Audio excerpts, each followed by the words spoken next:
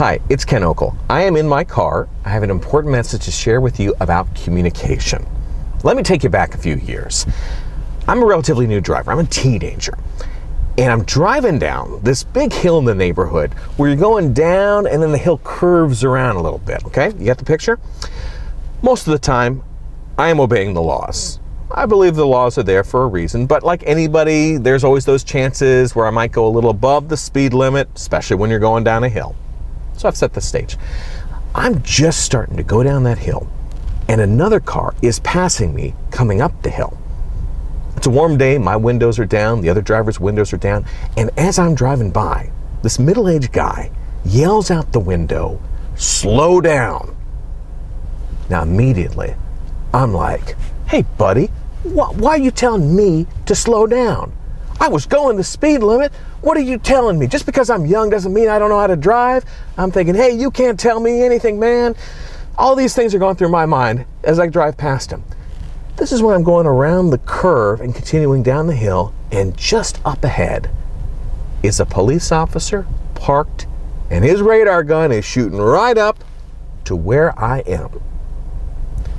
It turns out the guy who passed me, who told me to slow down, wasn't someone who was trying to control traffic in his neighborhood or be like the safety expert teaching young people how to drive, like I was assuming.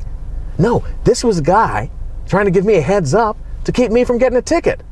Now, luckily, I was going the speed limit, so I was able to drive by and go like, whoo! But let's say I had been going a little faster, that guy would have saved me a ticket. But I assumed all these things about his message, that short little message, and most of them were wrong.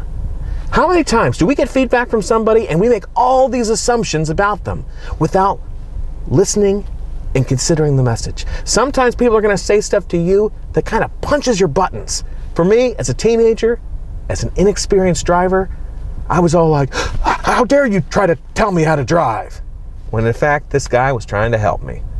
Same thing happens to us every day. Someone gives us some feedback, you misinterpret it, you don't listen to the feedback.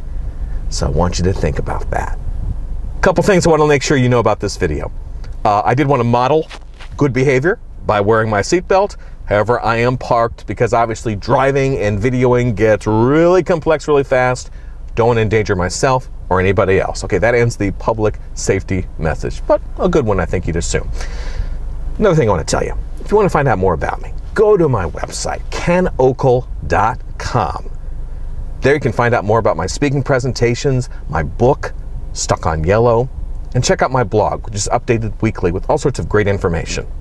All right, it's time I turn off the ignition, get out of this car. Remember, we communicate differently. Make sure you're open to hearing the message. I'm Ken Okel. Take care.